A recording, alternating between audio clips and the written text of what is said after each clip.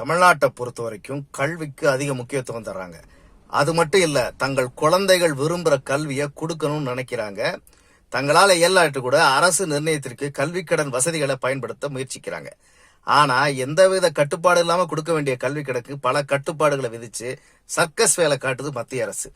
இது மத்திய அரசு வங்கி சார்ந்தது அப்படின்னு சொல்லிட்டு தமிழ்நாடு அரசு இதுல தப்பிச்சுக்க முடியாது. தமிழக அரசு நினைச்சிருந்தா வங்கியை, தமிழ்நாடு கார்ப்பரேஷன் வங்கியை இங்கே உள்ள லாபகரமான தொழில் நிறுவனங்களோடு சேர்ந்து தமிழ்நாடு தொடங்கி இருக்க முடியும். அதன் வாயிலாக அந்த வங்கியில் சட்ட திருத்தங்கள் செய்து ஏழை மாணவர்களுக்கு கடன் வழங்க முடியும், நலத்திட்டங்கள் வழங்க முடியும், அரசு சம்பளங்கள், டெபாசிட்டுகள் மற்றும் தனியார் டெபாசிட்டுகளை பெற்று இதை லாபகரமாக நடத்தவும் முடியும்.